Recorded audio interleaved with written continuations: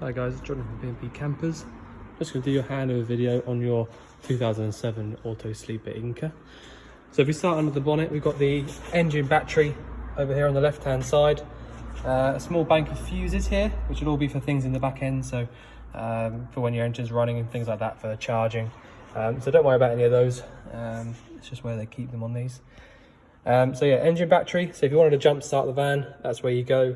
Negative at the front, positive at the back. Brake fluid attached to the servo down the back there. Power steering fluid goes in the reservoir at the front. I mean, they've all got their own individual min and maximum lines. Engine oil goes in through this cap at the top, and then you can check it from the dipstick down the bottom, both yellow. Behind here, nothing very interesting. It's a few relays and fuses, but that's for the engine, not the caravan itself. So that's what that is under there. Coolant. So again, minimum maximum line to be read when it's cold, but obviously you've had a full service, so it should all be as it should. And then finally, you've got the washer fluid over here in this blue topped reservoir over in the corner. So that's where all those bits and pieces go. Air filter sits under this box here, and again you've got more fuses and relays under here, but again that's just for the engine, that's not for the caravan itself. The bonnet release is just here, so you just lift up on that whilst whilst you're trying to undo it. That'll open that up. And in the cab we've got 5-speed manual gearbox. So reverse is lift up on the left and go up to the top left there to find reverse. So that's where you get to that. You got a few bits up here as well which someone's put on there, so that's your dimensions of the van, just so you can quickly get to it if you ever needed to on the road. Singled in Pioneer head unit, which is quite a new one actually. So you've got USB, aux. I can imagine it's probably got Bluetooth as well, but I'm not sure on that one. But yeah, quite a few nice bits on that. Hazard lights in the middle. Fog light. The rear heated window won't work obviously because the original window isn't there, so you can ignore that button. The lights are on the left hand stalk, so dip beam, main beam, and then obviously your indicators as well. Right hand is for the windscreen wipers and the washers, so you lift up like that for the washer, and then up and down on the for the wipers. The washer fluid comes out through those two black parts on the bonnet. The fan controls are down here, so you've got temperature in the middle, speed, and the actual fan control, like where to put the air basically. And on the door, you've got a few bits as well. So you've got electric adjusting mirrors. So you basically go through and choose which mirror you want to use. So main right hand mirror, bottom right hand mirror, and so on. And then once you're on the mirror you want to move, you can literally use this as a joystick to sort of move it to where you need it. And then obviously you've got your electric windows as well. So that's all there. The reversing camera works because I use it to get in here. It's Waco because it's a really nice make as well, so you shouldn't get any issues with that. Yeah, you've got 12-volt socket down there, but that's about it for the cab really. So I'll just carry on round to the near side again now. Oh, just by the way, you've got your factory plate down here that tells you your maximum weight, so you've got 400 kilos. Oh, in fact actually it's all been changed. So this is your original Peugeot or Fiat, well yeah, Peugeot actually, plate. So that's what it would have been as a van. And then this one here, so it says Auto Sleeper, will be what it is now. All right, so you can go off this one. So 3.5. It's been uprated basically. So you can carry more weight if you want to. But yeah, that's where they are. If you ever needed to see those. Your fuel, diesel, obviously. Push in on the left-hand side there, like I just did. So push down on that to open this up, and then it's your ignition key to get that open. Nice and easy. So I've got a few bits out so you can see. So I've got the awning out all the way at the moment, just so you can see how that works. The door is on its retainer up there, so that's how that closes up. And I've also just sort of noticed that this is here as well, so I'll just show you how that works too. So you've got a fly screen, so it totally covers up everything, so you know it gets into all the corners, so it's a total fly screen for the door. So if you want to leave it wide open, then you can do. To close that up, pull this bit out and then just pull this whole thing towards you, and then as you can see there's a little hole in there. Slide that in there and it won't, you know, that it won't come out then. All right, so it's nice and strong. Step is from this button just here, so if I push that button it just goes in and out on its own like that. So the awning, I can't really show you winding it in and out, but I just thought because, well, we've only got one hand, but if I just show you, so basically you put the winder in the right hand side there, wind it out to as far as you want to. If you start getting out to about this far, you know, so quite a way out, then you will need someone to sort of hold it upright just until you get to where you're going. Once you've done that, you're going to take out these legs here, put them to whatever height you want to, and then tighten up these little bits here which stop the leg from moving. So once you've done that, make sure that your feet are laying flat on the floor like that, and then you can put a peg through each hole, if you're on grass that is, just to keep it from moving. But yeah, that's, you know, really quite easy. When you go to take this away or put it away, you need to undo this so that the leg goes loose again, and then you can push it all the way back up. Pull the leg over into the middle, and then just make sure that the foot slides underneath this red part, right, going that way. If you don't do that, then it basically means that when you go to put the awning away, it won't go all the way in. So you need to make sure that the foot slides underneath this red part in there, not laying flat on top of it. All right, so just something to point out. It's not the end of the world if you do that, but you know, it's just obviously better if it goes in, because you've got safety catches on the awning itself. So yeah, just something to point out. Your wastewater drain is down here on the near side, so it's open at the moment, so that means it's empty obviously. But just to close that up, just to show you, that's the wastewater closed. So if you're on a campsite and you've got a place that you can drain out your wastewater, just drive over it and then just drain it out. These two vents here are for your fridge, so if you had the fridge lit on gas, you can put your hand over here on the right hand side and you should feel hot air coming out through there. So yeah, next we've got the gas locker. So you've got space in here for 2 6-kilo propane bottles, or possibly even 2 to 13 kilos. So there's quite a lot of gas you can hold in this for a reasonably small van. At the moment there is just this one 6-kilo propane bottle in it. The pigtail is dated 2017, so that's got a couple of years on it still. So to turn these bottles on, you literally just turn it anti-clockwise around. Oh, sorry. So to turn it on is all the way anti-clockwise round to the left like that. To turn it off is clockwise round to the right. So if I just do that now, you don't need to worry about any of the stuff up there, part of the regulator or anything. That's all just for us testing. So you can leave that exactly how it is. Just turn it off before you start driving. But just one thing to point out, or a little tip, if you're new to all the gas kind of thing, then when you go to turn the gas bottle on, I'd advise if you turn it all the way on so you can't go any further, when you come back to the bottle to turn it off, you won't be able to go wrong. You know, you can only go one way. So it's just something to point out, because if you start driving with this on, it can be a bit dangerous. So just make sure that you do turn that off before you do that. But otherwise, it's all good. Close that down, and then to actually lock it, you need to put your key in there, which I'll just get the right set of keys out. I'll just do that now, just so you can see. So pop your key in there, and then just turn it the only way it'll go, and then that's locked up. Around the back, you have got points for a bike rack, but there's no bike rack on it.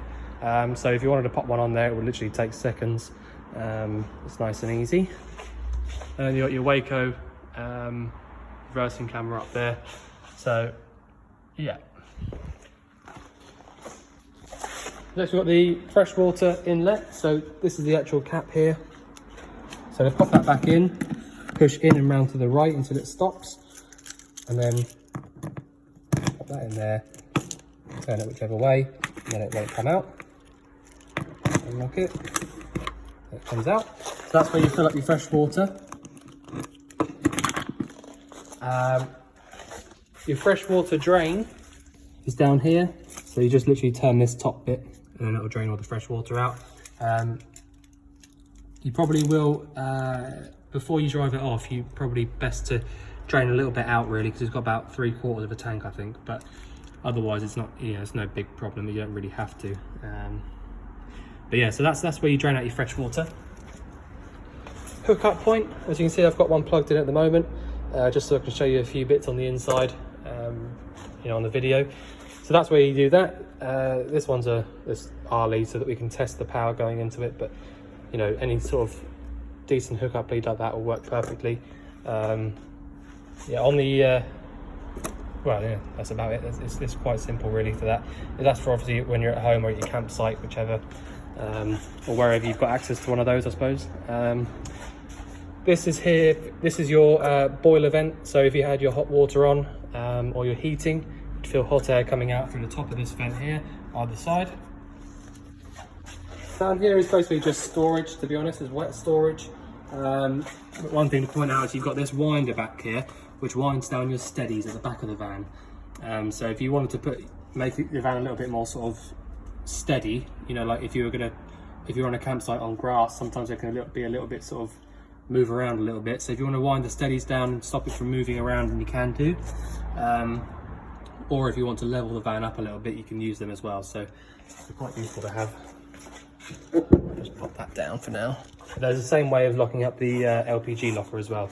So actually, if I just do that whilst we're here, before I forget, pop that on in there. Yeah. Put that one in there. Take it out. Locked up. So these two here are for your toilet. So basically all you need to do is fill up your flush fluid from up here. So that's the pink fluid, which you need to pre-mix with water. So that's where the flush fluid goes in. And then down here is your toilet. So I'm going to show you first how to lock that. Key in, turn it, take it out, and that button doesn't push in anymore, so you won't be able to open it. The top one always pushes in, that's normal, that's totally normal. So if I just unlock that now, push both buttons at the same time, then you can take your toilet cassette out by lifting up on the yellow button, or yellow lever at the bottom. All I need to show you is you've got a yellow button there at the back. When you're emptying this out, you need to hold that yellow button down.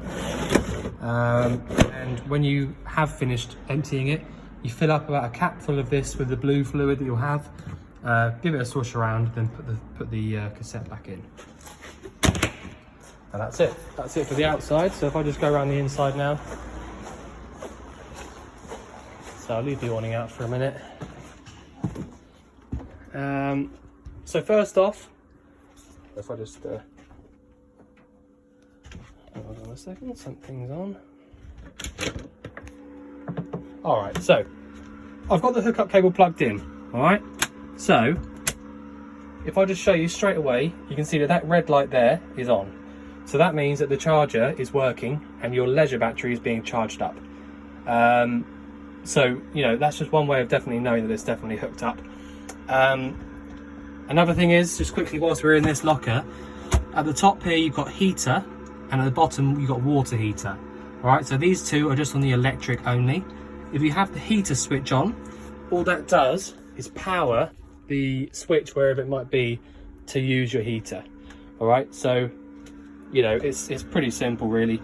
And also the water heater at the bottom, that is just a main on and off switch. So now that that's on and that light is on, it basically just starts heating up the water, whatever water is inside the boiler. So you do need to make sure that there is water in the boiler before you do that, which is why I would advise you leaving it off until you want to use it, that is. But yeah, so that's how that works.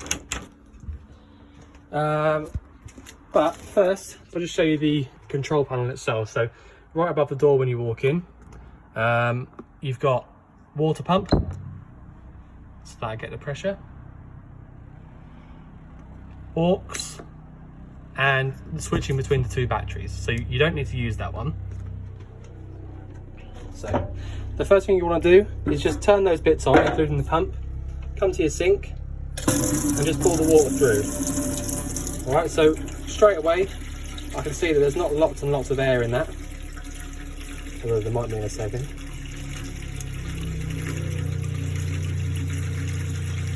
There you go. So now I can see that that's coming through a bit better. All right. Now over to the cold. No sort of big amount of air in that. Turn the tap off. Make sure it runs off. There you go. So the pump's gone off now. So I pulled the water through there. So what that means is I pulled the hot water through, and if there was no water coming through the tap, that would mean that there's no water in the boiler, because before the water comes through any of these taps on the hot side, the boiler has to be full. So that's going to be the first thing you want to do. So go up there, turn those 3 buttons on, come to your sink and just do exactly what I just done there. All right, it's so easy. Just pull the tap, hot, cold, make sure there's water coming through nice and easy, make sure the pump runs off, and then you can go ahead and start using your boiler, either on electric or gas. So if I just show you how to do that. So the first thing is I'm going to show you, what I showed you inside the cupboard there was the water heater. So the one that says water heater obviously is the water heater. So now that I know that there's water in the boiler, I can switch that on if I want to, and the water will start to heat up straight away. All right, so if I didn't want to use the gas, that's how I'd do that. But I just want to show you how to use it on the gas as well. So as long as that cover is off on the outside of the cowl cover, they call them, off of the boiler vent, then you can come to here, which is Ultra Store, which is your boiler, and then you can use this. So just go down,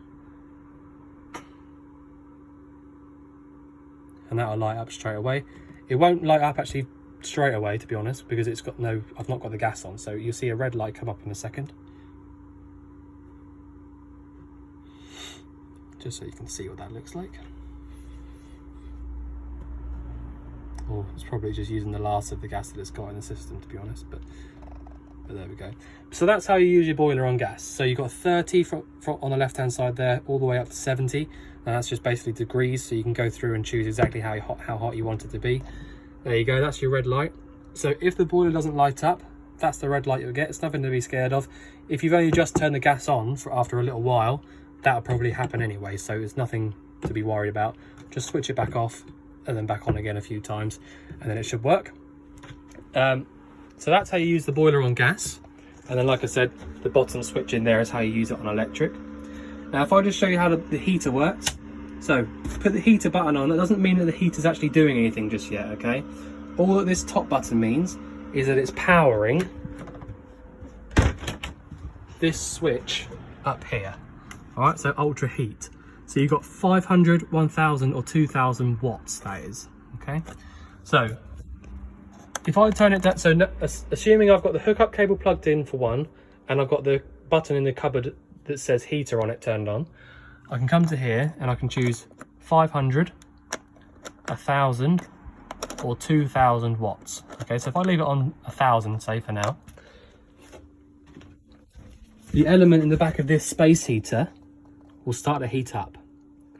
All right, and that's how that works. It's really, really easy. So as long as you've got the button on there and switched on, and the numbers up on the above the door there, 500, 1000 or 2000, then behind here will start to heat up. There's a little element in the back, and then you can also turn this here, which is your fan, so that will start pumping the air around through the little vents you've got around the van, like those ones. You do need to make sure that they're open up like that. But yeah, so that's how that works. Really, really easy.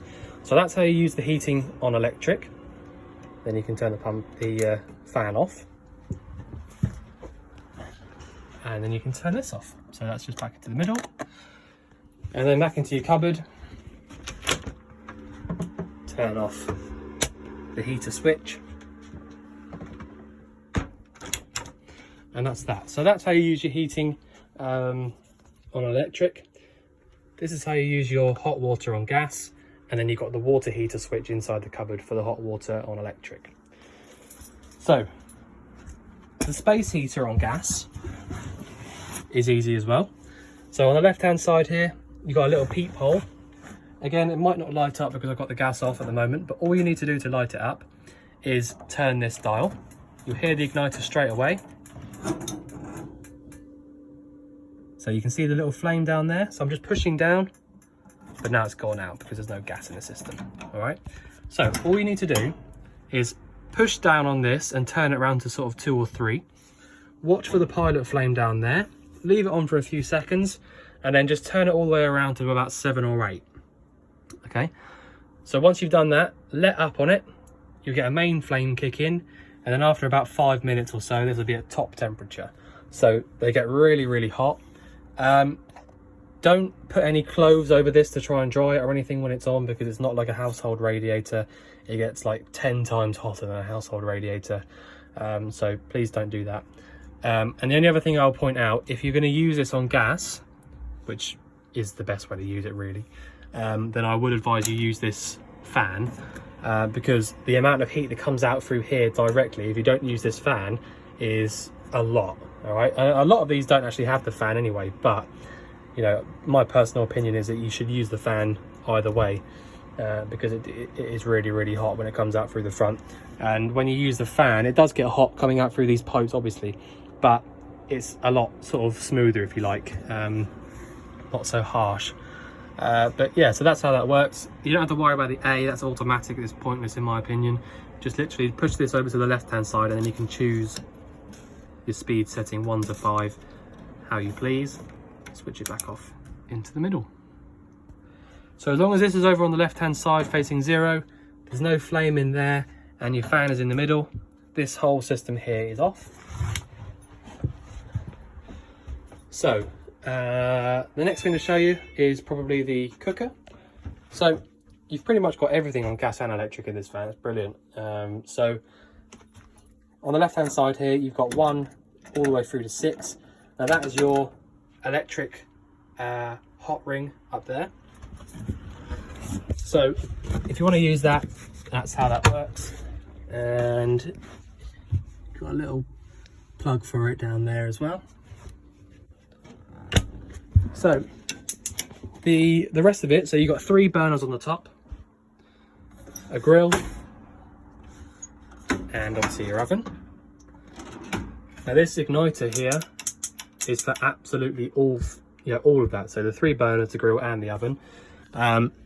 It's just as easy as any household cooker. The only real difference is that they're all screwed down, rather than being able to just lift them straight off. You can take them off, but you have to unscrew them obviously so that they don't fly around when you're driving. But yeah, so super easy. Just literally push in and round to the left like that on any of them whilst holding the igniter switch down, and they'll all light up.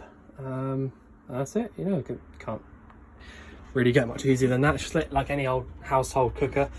But we don't tend to get any issues with these, to be honest. They were pretty good. So that's the cooker.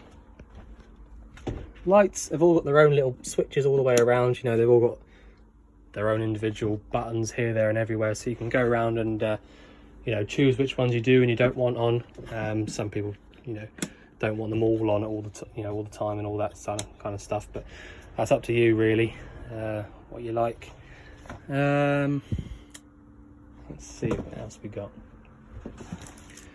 Cupboards, loads and loads of cupboards for storage all over the place, which is a good thing. Fridge is a 3-way fridge, so it's on 240 at the moment, which means that the hookup is powering the fridge, so the element in the back of the fridge is cooling down via the hookup cable, and I can feel actually already that's starting to get cold in there, so that's good. So that top part there is a freezer section. So if I just quickly sort of run through it, so the 3 ways is gas, 240, hookup. So basically 240 is the hookup, or 12 volt, which is your leisure battery. So the way that actually sort of the idea with it is you have to get the fridge cold first, either via the gas or the hookup, and then only use a 12 volt for when your engine's running. So that's the same on all fridges in motorhomes. The 12 volt isn't really powerful enough to get the fridge cold on its own. So like I said, what you need to do is literally, if you're going to go away on holiday the next morning, and get the fridge cold first the night before with all your stuff in it via the gas or the hookup, and then switch it down to 12 volt just when you're going to start driving off. So that's how that works. To light it up on gas, leave this about where it is. You don't need to worry about that too much. But if you struggle to get it lit on gas, first off, turn it down all the way to the bottom, and then just do this. Again, it won't light because I've not got the gas on. But that's all you need to do. All right, that's how it lights up on gas. You just turn it and it will light up. The igniter will stop. And then once it has lit up, if you were struggling at first, like I said, just turn it all the way down. But once it has lit up, you can turn that all the way back up. You usually won't get any problems with that, but you know, if you do, then that's how you do it. But then you can turn it all the way up like that. And then that'll probably take about 4 or 5 hours to get really, really cold, especially with stuff in it as well. If you want to use it on hookup, just down there you get a green light. Then if you want to use it on 12 volt, you get a little red light in there. Okay, but that obviously, like I said, that'll only work when the engine's running. So that's how that works. Nice and easy. Bathroom. Just run you through that. So you've got a nice bright light in there actually, which is good. Oh, you've got 2, that's why. I'll just sort that out. Pull that across there. There you go. So, shower is nice and easy to use. It's basically just the same tap as any of the other ones.